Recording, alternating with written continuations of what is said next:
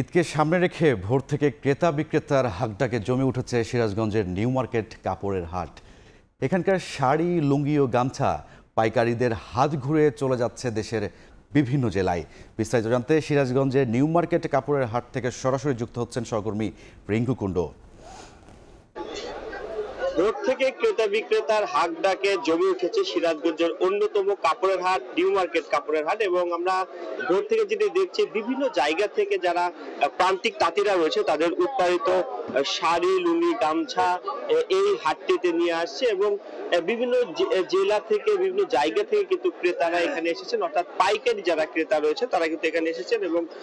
ঘুরে ঘুরে তারা দেখছেন যে কোন পণ্যটি তাদের পছন্দ হয়, সেই পণ্যটি কিন্তু তারা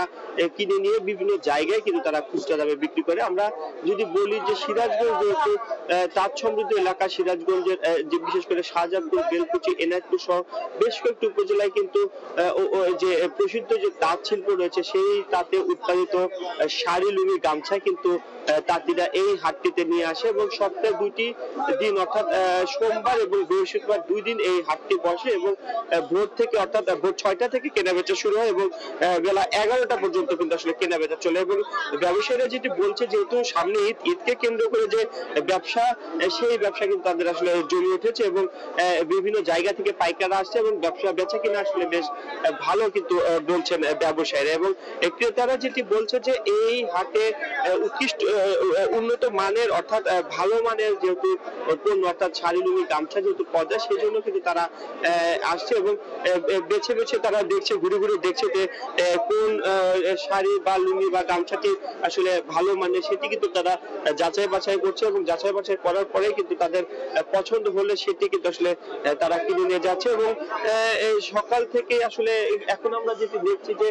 বিভিন্ন জায়গা থেকে আসলে পাইকাররা আসছে এবং এখানকার যে শাড়ি, লুঙ্গি, গামছা আসলে পাইকারি দামে আসলে বিক্রি হয় এবং বিভিন্ন দামের কিন্তু আসলে এই পণ্যগুলো রয়েছে এবং সর্বনিম্ন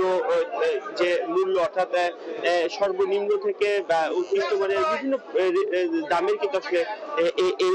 শাড়ি, লুঙ্গি, গামছাগুলো রয়েছে। এবং আমরা দেখছি যে বিভিন্ন জায়গার ক্রেতারা যারা আছে তারা কিন্তু আসলে কিনে নিয়ে সেই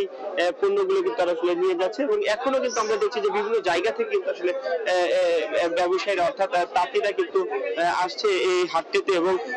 বেচা কিনা আসলে বেশ ভালো জমেছে, যেহেতু সামনে আর কয়েকদিন পরেই কিন্তু আসলে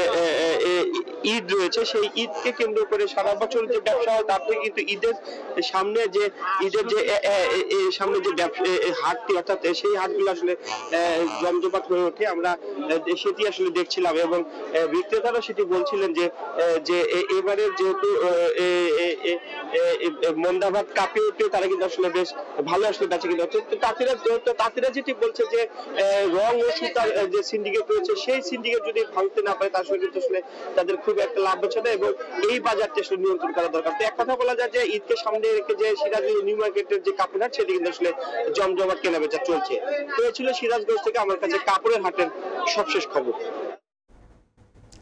এতক্ষণ সরাসরি যুক্ত ছিলাম সিরাজগঞ্জের নিউ মার্কেট এলাকা থেকে, সেখান থেকে বিস্তারিত জানাচ্ছিলেন সহকর্মী রিঙ্কু কুণ্ডু।